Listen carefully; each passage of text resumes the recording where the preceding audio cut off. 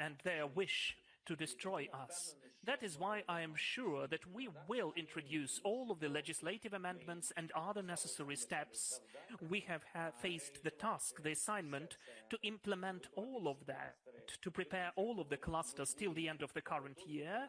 We will be ready, or at least we will try to do our best, whatever we can, to achieve that.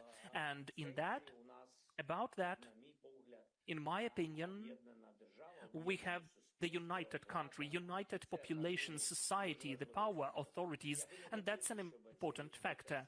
I wouldn't like this process to be too long, too lengthy. I mean, the processes which do not depend on us. Those are clusters opening. Why? Well, because the EU factor, the fact that Ukraine is fighting for itself in Europe is very important. For the morale, for the moral support, both of our people and all of our military. That is very important, that this is the bilateral movement.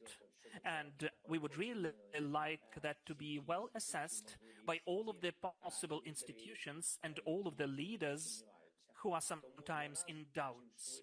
So for us, the quicker Ukraine is able to open the clusters and to have the fully fledged negotiations platforms, the better it is for us. It will be a supporting factor for Ukraine.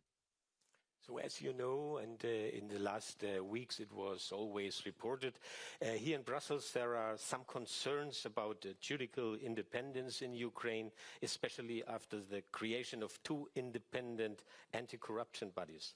The enlargement report says, recent negative trends, including a growing pressure on the specialized anti-corruption agencies and civil society, must be decisively reversed. What will you do to address these concerns?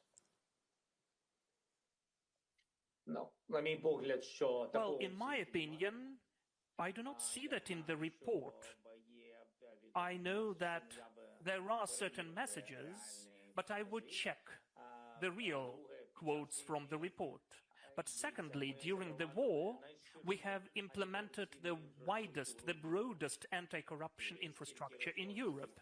And I don't know about any country who has that many anti-corruption authorities. Maybe it can be in other countries, but we are doing everything possible. There is a plan, and it's not the plan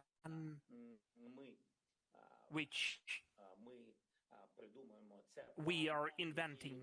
This is the plan which we create in the dialogue with the European Union to start the negotiations platform, to open the clusters. Ukraine has to stick to the very specific list of laws and reforms. And that is why, during the war, we need to be more specific in our steps. We are focused on that in a sufficient way. There is a request from Ukraine. Our legislation should coincide or be approximate to the European one. There are certain laws and reforms, and we are implementing them. An interesting idea discussed here in Brussels, as you know, allow new members in earlier, but without full membership rights at first. Would you be willing to speed up a session, to give up a veto at the beginning?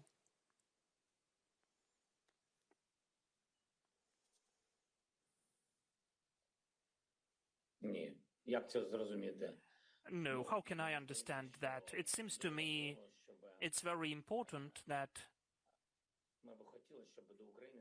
we would like that Ukraine could get such a treatment as to the equals. And if we speak about the EU membership, it has to be fully fledged. It seems to me that that is very important when we have at the same table equal countries in spite of their size of the territory or the population. It's important that they share similar values. In my opinion, you cannot be semi or demi-member of the EU. Talking about veto, there is all eyes on Hungary. So Ukraine had hoped to open 5 clusters. None of them has happened because Hungary blocked it by veto. What would you be prepared to offer Viktor Orban to move this forward?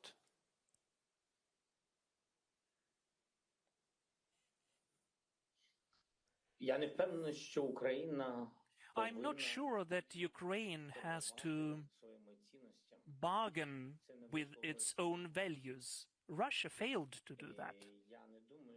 So I don't know. I don't think that Ukraine or that the Hungarian leader can do that. You cannot stop the people in their rights. Well, yes, you can postpone something, but it will not be for the use of both our countries. When I'm speaking about our countries, about Ukraine and Hungary, I'm totally sure that Hungarians are very friendly people. They are supporting Ukrainians, as well as the Ukrainians are respecting any nation of Europe.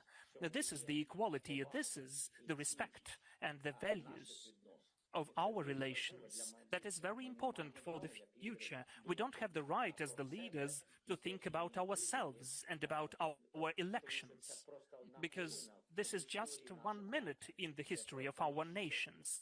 That's just nothing in comparison with what can be destroyed relations between the people. This is the most important, not to lose this good neighborhood.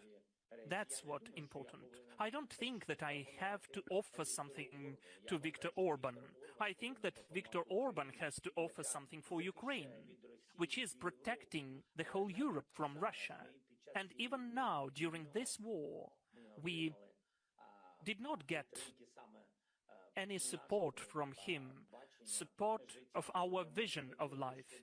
We wouldn't like still that Viktor would support Russia, because blocking of Ukraine in the EU is the very specific support by Viktor of Putin, and that is definitely not that good. In my opinion, that is my subjective opinion. There is a totally personal impression from my side. Sometimes it looks a bit personal between you and Viktor Orban. Are you ready to repair this relationship, or are you simply hoping for a government change in Budapest next year?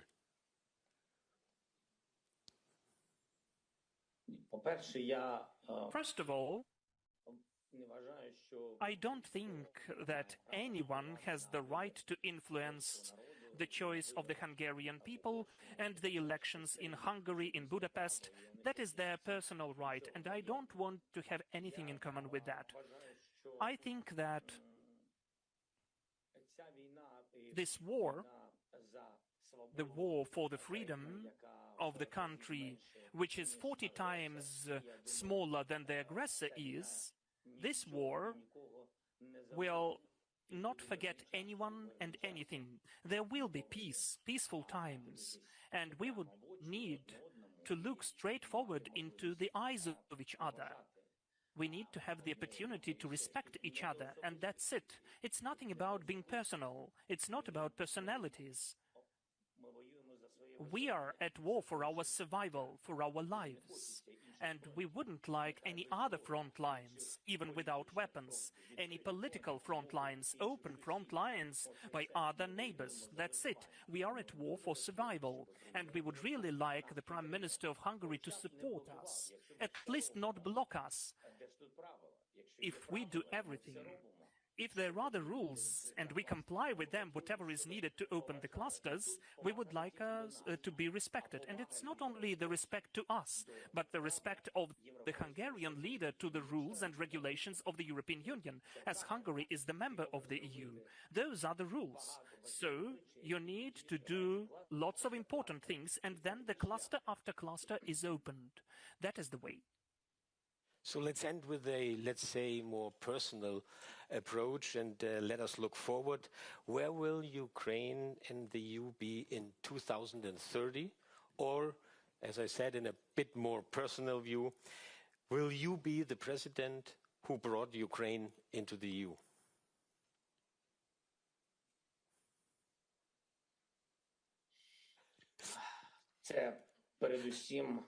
First and foremost, I would like to believe that Ukraine will be in the EU before that, earlier.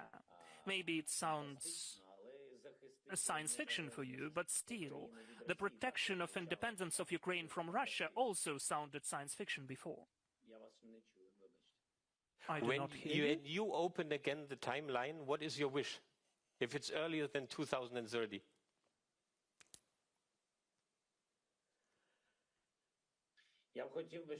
I would like that to take place in the fair way when Ukraine is standing for itself and when the war is over.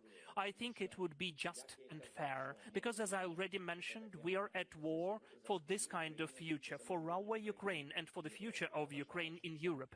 I think that is fair, so that Ukraine, after the end of the war, could become a full-fledged member of the European Union. Undoubtedly, I would like to be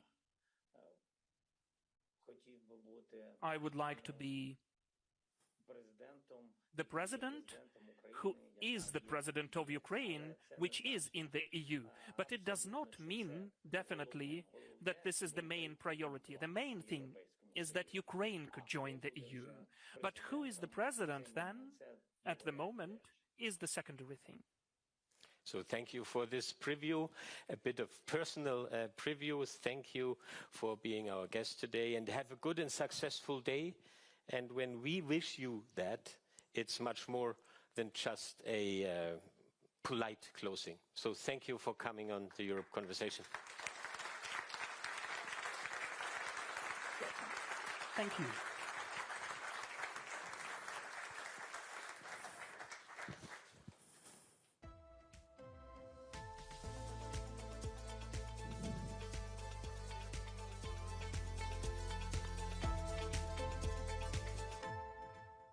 Thank you so much. That was Klaus Strunz there, editorial director of CEO, speaking, of course, to Volodymyr Zelenskyy, president of Ukraine. So a warm thank you to him as well for being live with us on what Antonio Costa, the president of the EU Council, said today was literally the most important day on the Brussels map for that topic of EU enlargement. And now it is time to focus on a country whose fate is very linked, in fact, to Ukraine, on Moldova, submitted the candidacy back in 2022, and we're thrilled to have President Maia Sandu with us here physically in Brussels. Come up on the stage. You'll be sitting down with Euronews's EU editor. That's Maria Tadeo. So a round of applause. Thank you. Thank you very much. Thanks. Well, thank you very much. And welcome to the Europe Conversation. My guest today is Moldova's President, Maia Sandu. Thank you very much for being with us on Euronews. Of course, when you run for the election, and you clearly won that election in very difficult circumstances, a choice was very clear. Whoever voted for Maia Sandu was voting for Europe, and it was voting to join the European Union. The obvious question may be, perhaps it seems obvious to you, but why is this such an existential question for your country? Well, first of all, because Moldova wants to continue to be a democratic country, wants to be part of the free world, and of course because of the security threats that we have been experiencing, because of the hybrid war that we have been experiencing, especially since Russia's invasion of Ukraine. So because we want to be part of the free world, and the membership of EU would allow us to achieve that. One of the questions, obviously, when it comes to enlargement is that you wish to join, the EU wants to take you in, but there's hurdles in between, and that can get extended, and it becomes very difficult. What is the concern for you if this process doesn't move fast enough? Because I'm sure you think about this at night. Well, of course, the first question is for us, because we have now an excellent political opportunity. We have significant popular support, but also we have significant commitment in all state institutions to implement the EU reforms, and it would be a pity to lose this time. But also, you know, we won the battle this time at the previous 3 elections, but it doesn't mean that Russia is going to give up on Moldova. And if we want more security in the region, if we want more security for Europe, but also for Ukraine, we need to make sure that we don't lose time in Moldova and we consolidate our country and our democracy. So to put this in very crude terms, if you don't join the European Union, do you believe there is a threat to the sovereignty of your country? And ultimately, this leaves you totally at the mercy of Russia. Of course, you know, it's not easy. We have, in the last 12 months, we had 2 national elections and a referendum, and we have seen an unprecedented influence, external influence from Russia. It was not easy for us to deal with so many challenges, but we knew that Europe is helping us, is next to us, and that we have an objective to become a EU member state. If we don't deliver in the next 3 years, we have the presidential elections in 3 years and then parliamentary elections, then what's going to be the message to the people? Because you might have the situation that the government has delivered, and we have seen even in today's report, I haven't seen the report, but I've seen some statements, including by Commissioner Kos, that Moldova did manage to show significant progress. So if you deliver at home, but you don't see progress on behalf of EU, then of course this creates significant risks for Moldova and for the rest of the countries in the region. And you mentioned the report that was put out by the European Commission with the recommendations, of course. They say that you're making huge progress, again, in difficult circumstances, and they also say you're ready to open all clusters in November. The obvious question is, why has this not been done before? It's almost the end of the year. That's a question to the EU. We have been ready since February to open the negotiations on the first cluster, and now EU says that we can open all the clusters. And I do understand that there are all kinds of solutions, but EU also needs to have a timetable to take a decision, a deadline to take a decision on this. Otherwise, they can discuss, you know, for a long time. And I have to ask you a follow-up question, because some believe, of course, in Brussels, that the concern is not so much Moldova, the issue, but is Ukraine. And many look at the Moldovan bid and the Ukrainian bid as joint bids, as twins. You applied almost at the same time. Is that how you see it? Well, the documents say that it's a merit-based approach, and we do believe in a merit-based approach, and it should be both for Moldova and Ukraine and for the rest of the countries. As we could see in the reports, both countries are ready to move to the next steps. So it's now really up to the EU to adopt a decision and to move forward.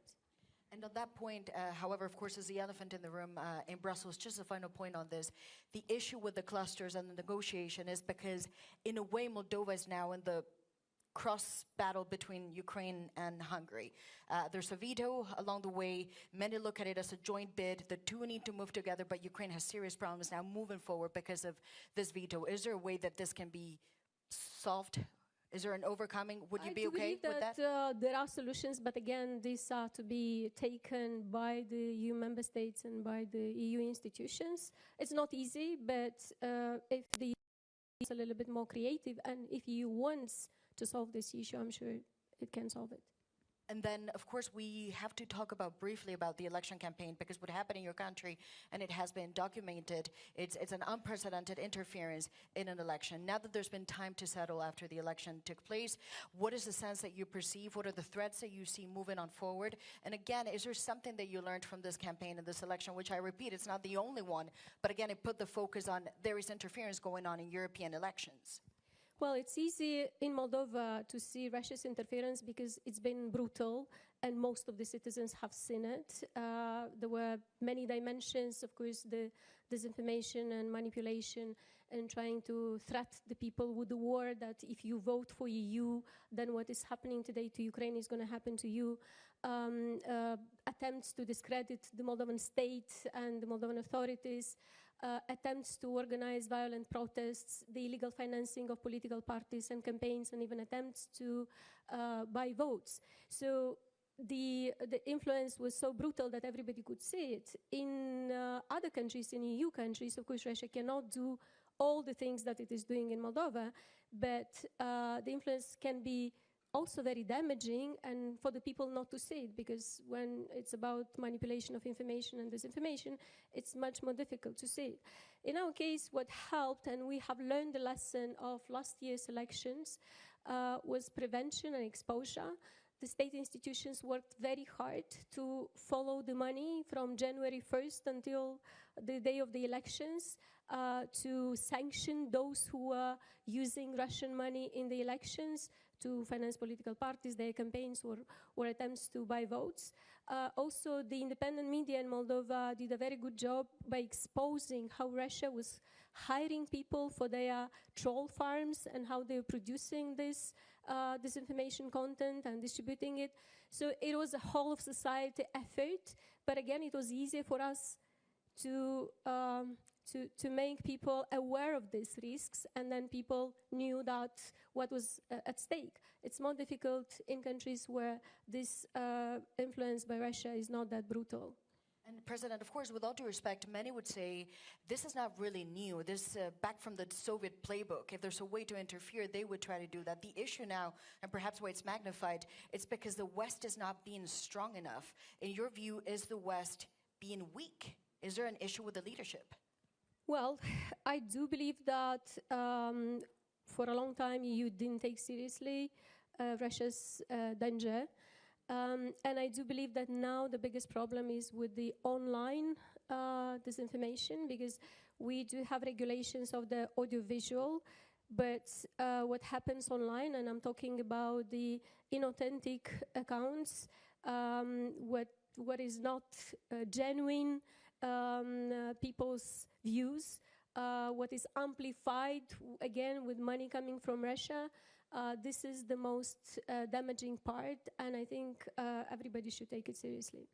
Can I ask a question which was not really at all something that I planned on asking, but now that you mentioned the digital and the things that you see on social media, I remember the Vice President of the United States said, if your democracy can be unsettled by a bunch of TikToks, maybe it's that your democracy is not that strong at all. He said that at the Munich Security Conference. Is that something that you think it's fair, or you go, actually, no, what we're seeing now, it's unprecedented. You've never seen a country like Moldova, small country, dealing with this amount of pressure. Again, when this is genuine, when it's a genuine dialogue of people online, that's one thing. But in Moldova, we had like an example when BBC infiltrated one of these troll farms, and they accounted for 100 accounts on TikTok, which distributed videos which reached 55 million, or there were 55 million views in a country of 2.4 million people.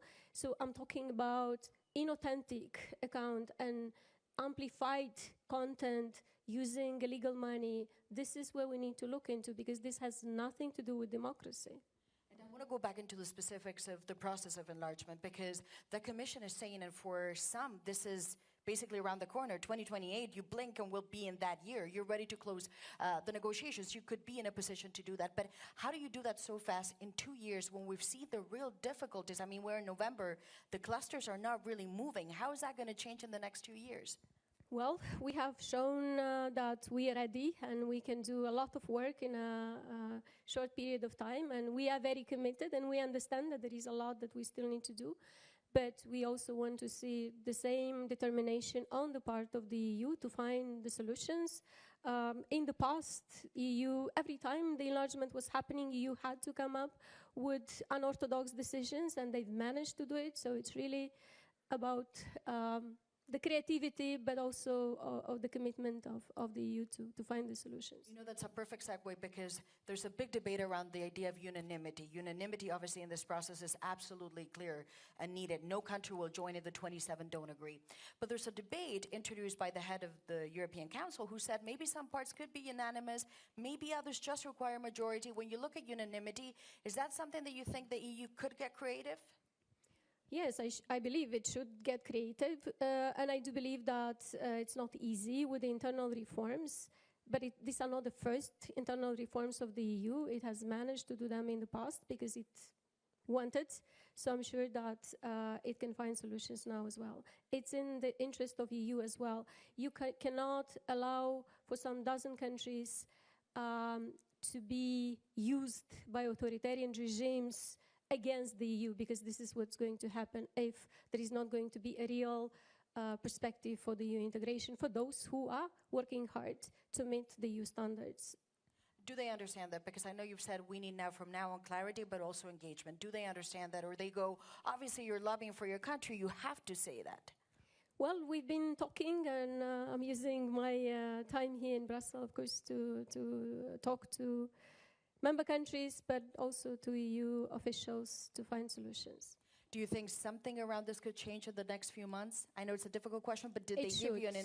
I really hope this is going to happen. We need solutions in the next few months. And did they give you an indication, however, when it comes to unanimity, the clusters, how to move forward? It's different to wish to an indication. Was there an indication? Well, we will continue to push for clear solutions and clear deadlines for the solutions to be enforced. And then I want to go into some of the reforms, because they also say, obviously, there needs to be reforms, internal reforms, which are those that you allude to, unanimity and how to work within the EU, but also the external reforms. And when it comes to Moldova, they also say there are ways in your economy that you need to open up. It needs to be much more transparent. I know there's a conversation about there's Soviet practices that still remain and they're difficult to erase. What do you think is the biggest problem? And also, what do you say to Europeans who go, I know very little about these countries. What I hear is not very positive. Why should they join? Well, I just said why we should join, because if you don't support us to stay a democratic country and participate to the stability and security in the region, then we're going to be used by Russia and are going to be used against Ukraine and the EU countries in the region. We do have important reforms to implement. Justice sector reform is one of the reforms, which is not easy, but we have made progress, especially with the external extraordinary evaluation of judges and prosecutors, which is about integrity of judges and prosecutors. We have made progress in fighting corruption, and also the Moldovan people can see the first results. So we should continue with this reform. It's not easy. We have made significant progress in the energy sector.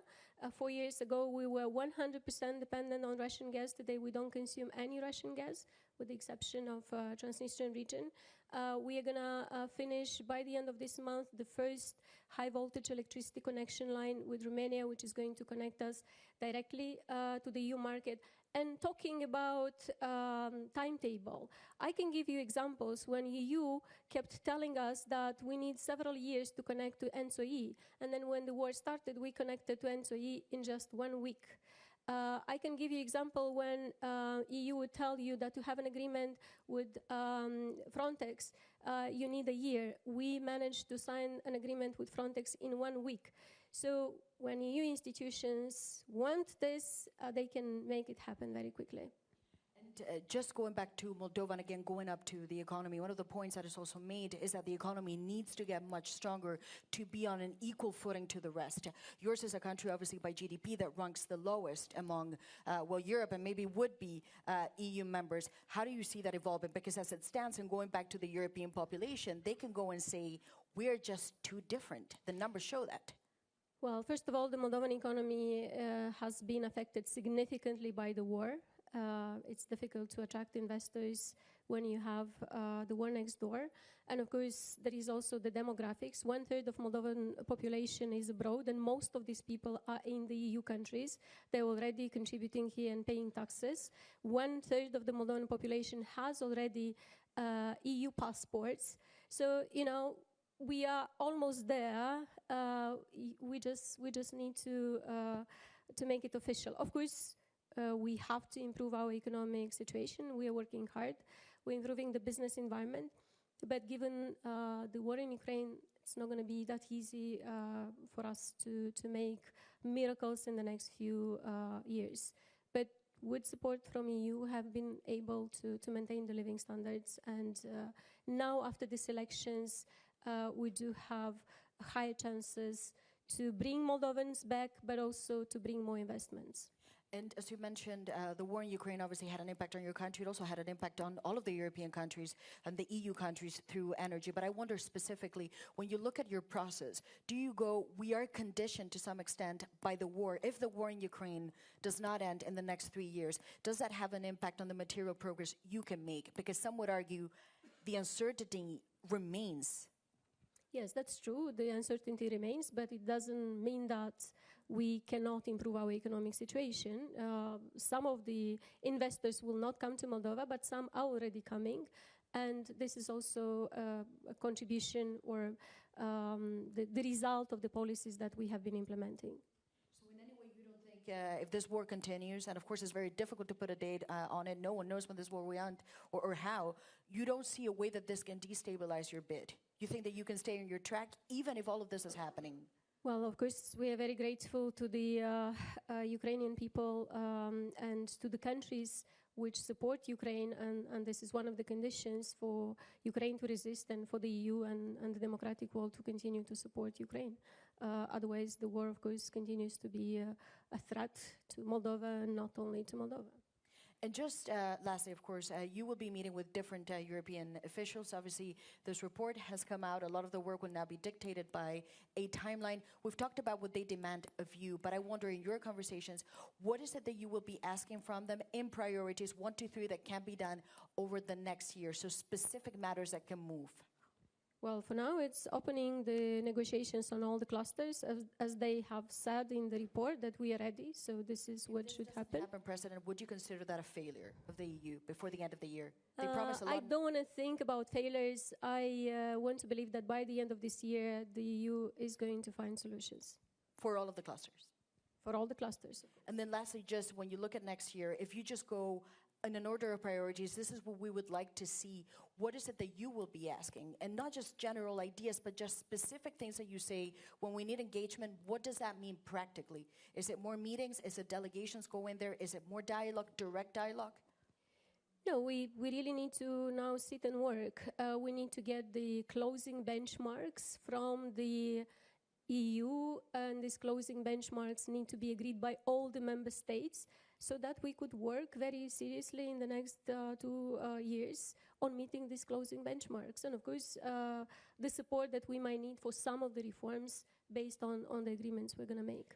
And just lastly, when you look at 2030, maybe even 2035, what do you see? Well, in 2030, I see Moldova part of the EU. Well, President, thank you very much for joining us. And of course, that was Maya Sandu, my guest in this Europe conversation.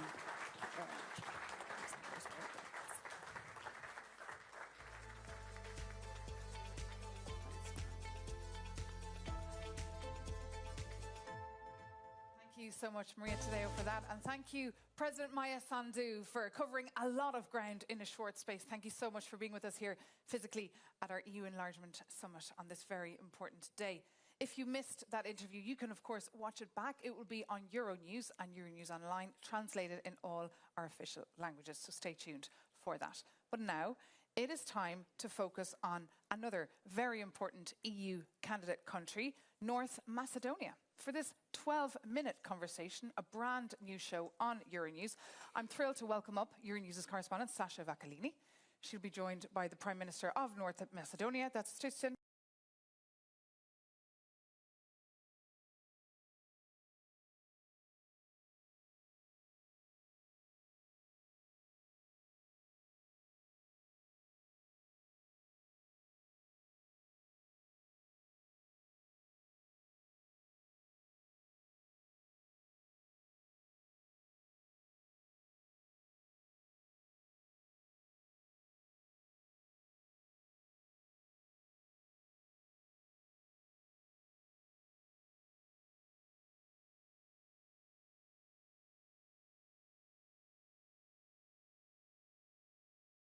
Are a very experienced candidate, if I may say. Now, the country submitted the application in March 2004. Practically, we started this journey more than 2 decades ago, 2 decades and a half, 25 years ago.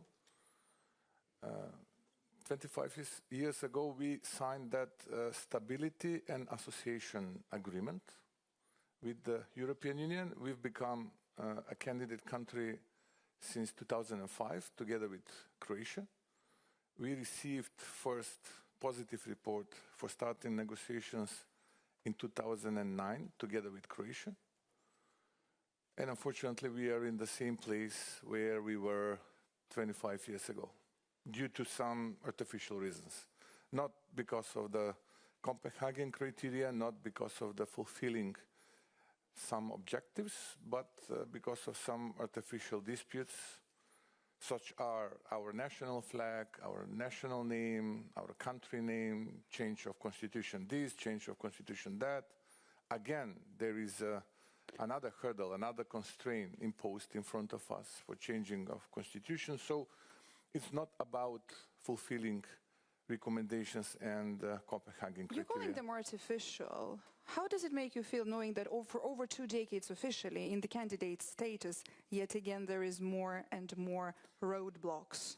We do believe that our future is in European Union. We are a part of European continent, and we do believe that integration of Western Balkans in EU means added value for EU itself, and this means reunification on a sort of way of European continent. And I do think that the future of my country and the future of my nation, Macedonians, is within European Union. And therefore, despite all those humiliations and disappointments, and despite the current frustration which is inside of our citizens, we do share the same values. Let's talk a little more in details about some of those. Right after finding an arrangement with Greece, you then faced a veto from Bulgaria. Yeah. And this is the current situation. I want to hear what's your take on it, but also what is the main obstacle now, today, in your dialogue with Sofia? I will try to explain. Because now, every time there is a conversation, and we've heard today from the leaders of other candidate countries, this issue of unanimity and then the vetoes, obviously, is a very important conversation. And you know exactly how long it can take. We know what unanimity means for us and what type of sacrifice we've did in the past. But nevertheless, this is a past. I would like to talk about the current situation. When there was a PRESPA agreement on the table, and when this name issue was on the table, a lot of people from all over the world came into our capital in Skopje, trying to convince us that, look, you are the front runners in the region, you are far, far ahead compared with the other countries from the Western Balkans.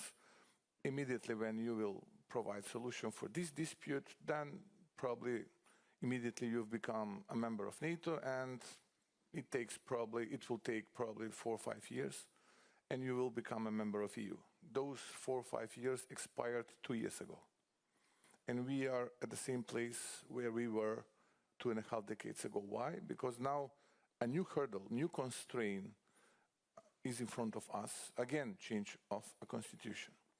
What is the substance of this new hurdle, new change of our constitution? We need to add into the preamble of our constitution, which is a descriptive part of our constitution, a part of Bulgarian people which are living in our country. And according to the last census data, we are talking about a couple of hundred people. We are not talking about millions. We are not talking about hundreds of thousands people. We are talking about literally a couple of hundred people, which declared during the last census that their mother tongue is Bulgarian language. But however, citizens of my country, full of frustration, are asking me, okay, Prime Minister, what is now? What is now the problem? Why we need to change our constitution again? Okay, if we do this, this will be the last one, or probably there will be some additional in the future. Why we need to bring a couple of hundred citizens of our country into our constitution? We're talking about violation of someone's human rights. Who we are politicians to judge whether someone's rights being violated or not? We can only misuse that issue. The real institution which is judging whether someone's rights being violated or not is in Strasbourg. It's called European Court for Human Rights. And what European Court for Human Rights says during the last couple of years? 14 times in a favor of Macedonian community in Bulgaria, and 0 times in a favor of Bulgarian community in my country. So, then there is another question, additional question. Why we should change our constitution then? Why we are not talking about Macedonian community in Bulgaria? What about their human rights? What about their human rights because they are not allowed to register non-governmental organization? We're not talking about change of Bulgarian constitution. We're not talking about a sort of reciprocity. We're talking about registering non-governmental organization. And what we are saying, okay,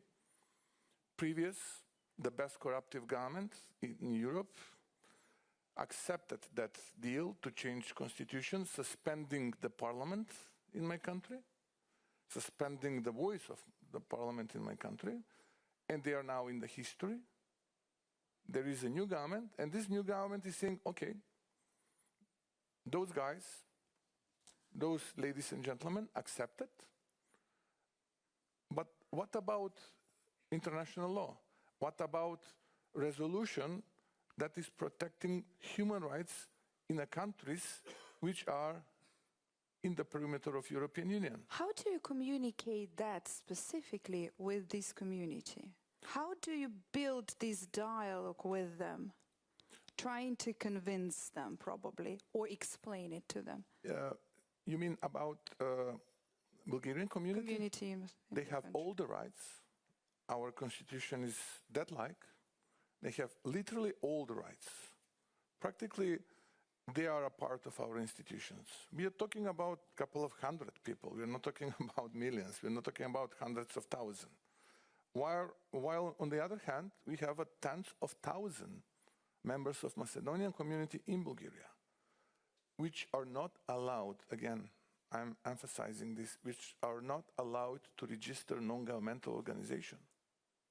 We're not talking about change of Bulgarian constitution. But okay, again, I'm saying, okay, they are in, we are out, this is a bit of bullying, okay, we would like to see ourselves on the table in Brussels, and what is now the price, and whether this is the last price that we should pay. This is the real question. How do you see the other EU membership hopefuls, the candidate countries who are facing quite similar obstacles on their path? What would be some kind of piece of advice that you could share with your experience? Again, given that you had to overcome first one veto, then the second one veto, and then, as you said, who knows which one might come next? I can't remember similar case. Maybe in the past that was a dispute between Slovenia and Croatia. In the meantime... There is a certain veto happening now with the candidate countries, as we've heard with the president of Ukraine. No, I'm talking about the past. About the current situation, I'm not surprised. I'm not surprised that the similar situation will occur in the future.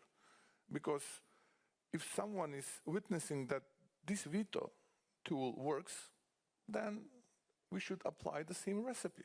Why not? Because if someone dares to bully someone else who wants to join the club, why the others should be silent? This is not normal.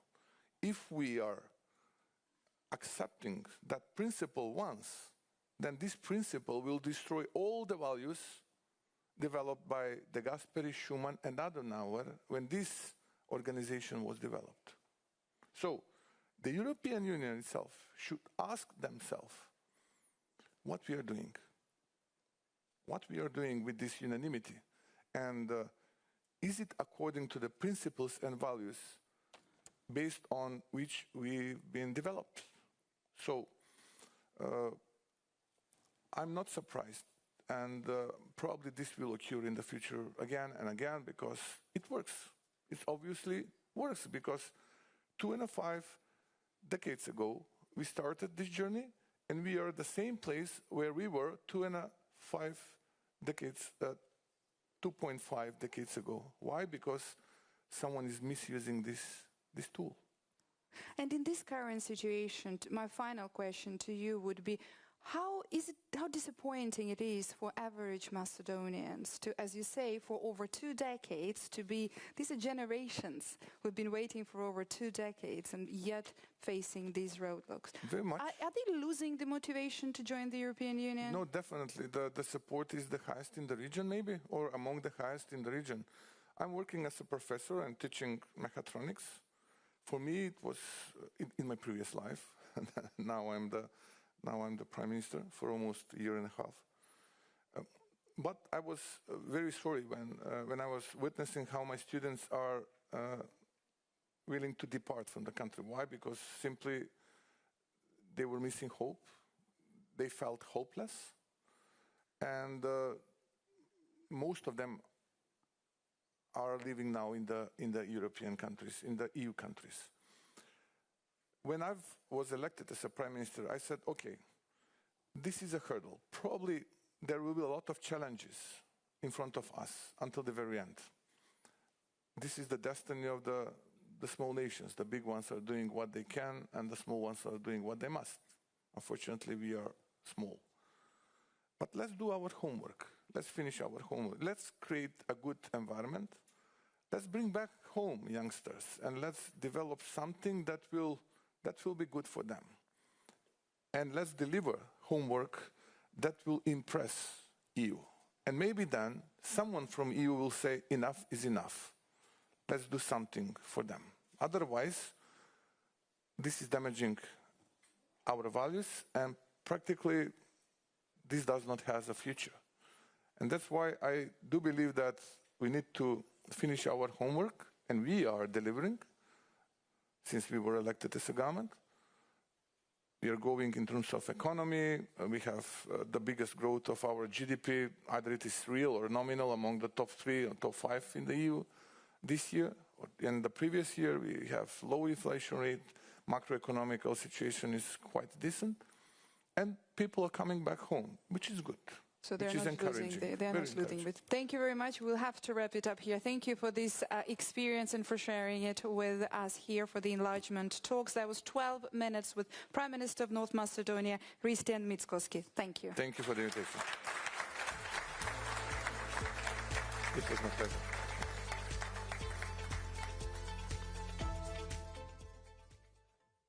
So much, Sasha Vakilini, there for that, and of course to the Prime Minister. Fascinating to hear about your path from being a professor to Prime Minister, and also about those years and years of waiting to join the European Union. I've heard as well a lot of questions here on stage for the European Commission, so it's worth pointing out that a little bit later in the programme, the EU Commissioner responsible for enlargement, Martha Kuss, will be with us here live at our Enlargement Summit, so stay tuned for that as we move on in the programme and focus on a country that has said it hopes to be the next EU member. I'm speaking, of course, about Montenegro, and we're thrilled to have with us here physically in the room today the Deputy Prime Minister for Foreign and European Affairs, that's Filip Ivanovic, and he will be speaking to Marad Gwyn-Jones from Euronews. So a round of applause for them.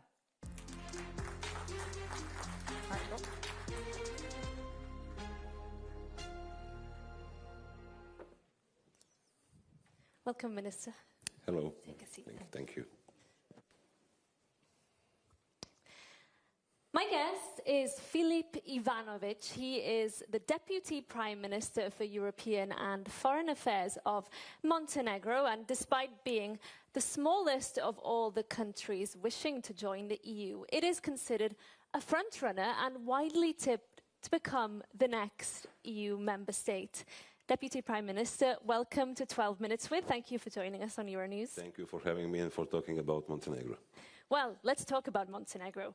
As I said, the smallest but the most advanced on its path to becoming an EU member. And you just received a glowing appraisal from the European Commission saying that if you keep up with this speed of reforms, you are on track to join in the next 3 years.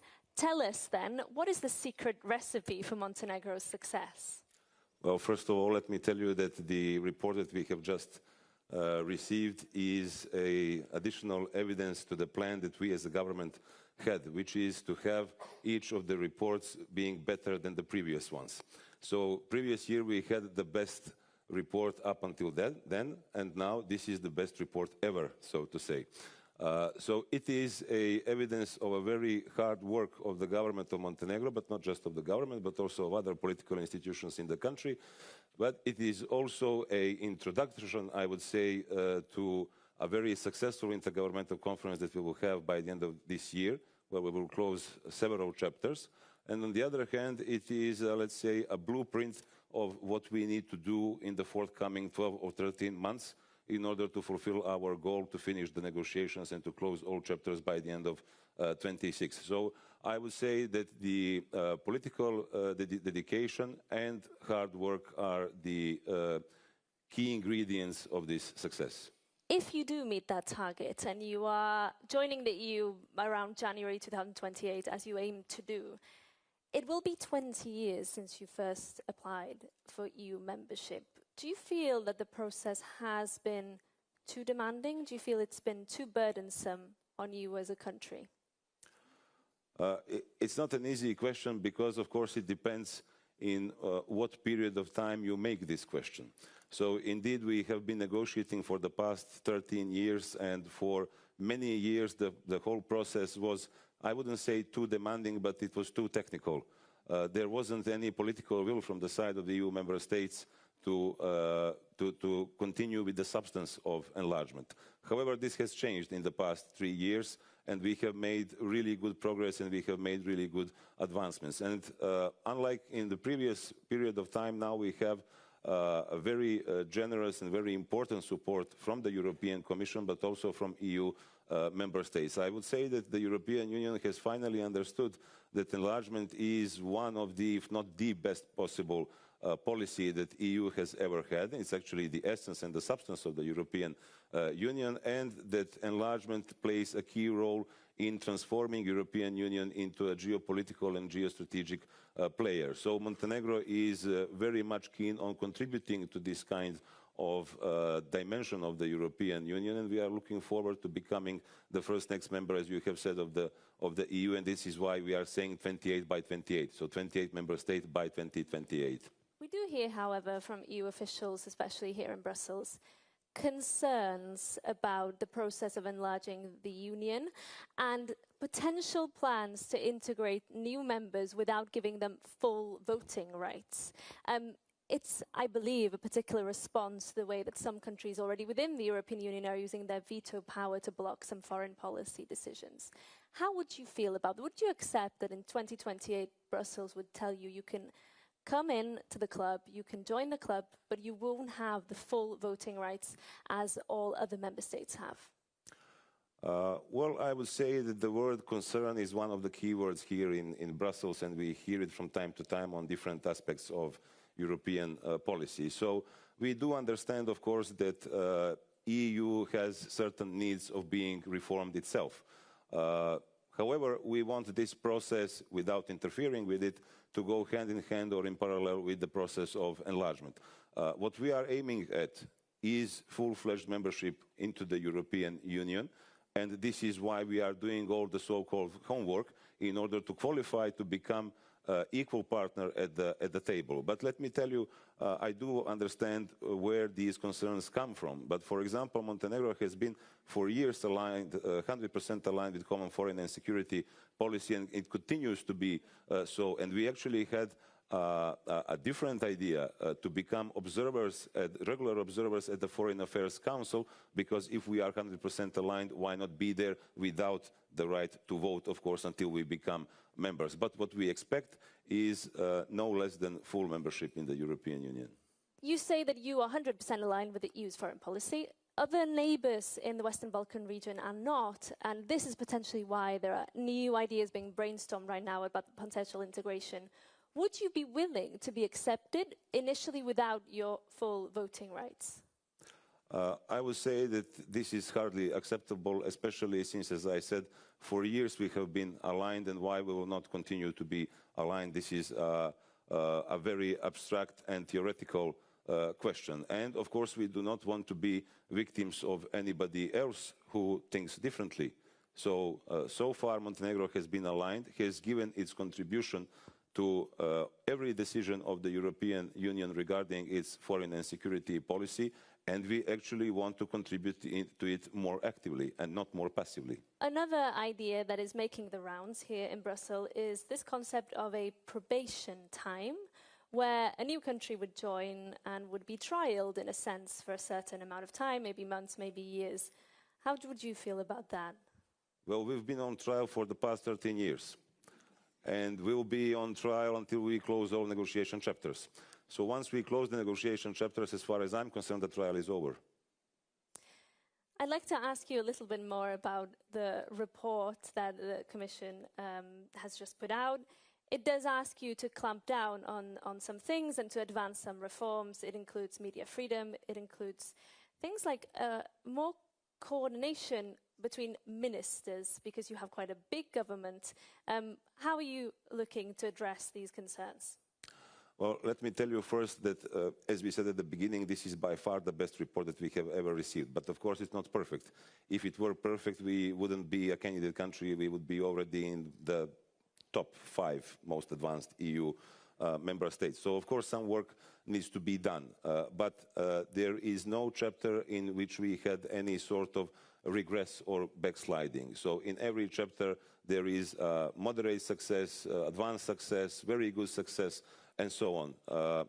We have been described as a fully functional democracy with government that works in a democratic and stable, politically stable environment.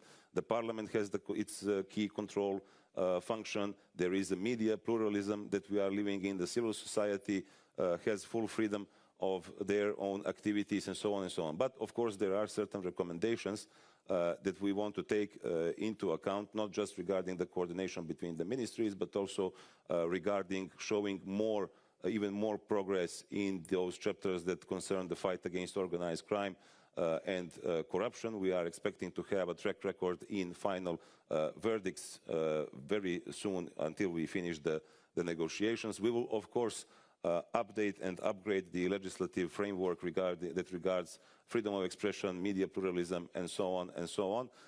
But as I said, all in all, I think this is a very good report, and it is basically very similar to those reports that certain countries that are now members of the EU used to get 1 or 2 or 3 years before they joined the European Union. And as I said at the beginning, this report is not just an introduction to a successful intergovernmental conference by the end of this year, but it is also a blueprint for the things that we need and want to do by the end of 26.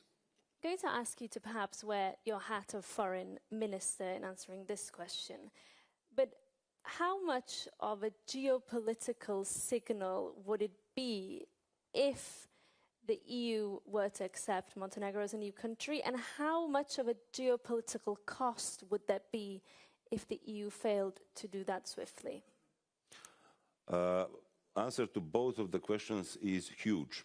So it would be a huge gain for the European Union to finally prove that countries that do their job and that are actually willing to accede and can become members of the EU, because, as I said, it is the best policy that the EU has ever had, the very substance of the European Union. Because if the enlargement does not happen, not just with Montenegro, but also with other candidate countries, then the very concept of European Union loses its credibility. It's not European, it's not Union anymore.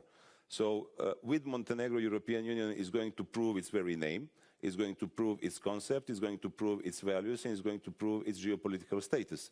However, if that does not happen, then it's a big loss, not just for Montenegro and candidate countries, but for the European Union, because European Union will then fail the promises and it will lose credibility. For us, it will be a devastating situation in which we are performing all the reforms and are not becoming member of the EU, and it will be a horrible signal to all other candidate countries, because then they would understand that whatever they do is vain. And this is something that we cannot accept. Finally, Deputy Prime Minister, you come from a region where some countries have been in the waiting room for decades. Do you think it could be a pull factor? That is, could it send an important signal to the Western Balkans and encourage them to really accelerate their reforms? If Montenegro were to join, would it be a broader boost for that region of the world? As I previously said, if Montenegro does not join, it's going to be bad for the European Union, it's going to be bad for Montenegro, and it's going to send a very bad message to other candidate countries. And it works the other way around. If Montenegro becomes the member of the EU according to the fair, strict and merit-based approach that we fully support, and that has been also envisioned in the enlargement package that we saw, then, as I said, EU confirms its credibility and it boosts its geopolitical players' status. Of course, for us, it boosts our economy, rule of law, democracy, the feeling of our citizens that actually feel like they are there and they are knocking at the door. They just need this door to be open. And again, it will be a tremendously important message to all other candidate countries, because it will prove that hard work and political dedication pays off, to put it in those terms. But it will also prove all other voices that are not very friendly towards the Western Balkans and not very friendly towards the European Union, that keep saying, whatever you do, you will not become member of the EU. So we need to prove those voices wrong. Minister, thank you so much. All the best with your reforms to come. Thank you for joining us on 12 Minutes With. Thank you. Thank you very much. Thank you so much. Thank you so much.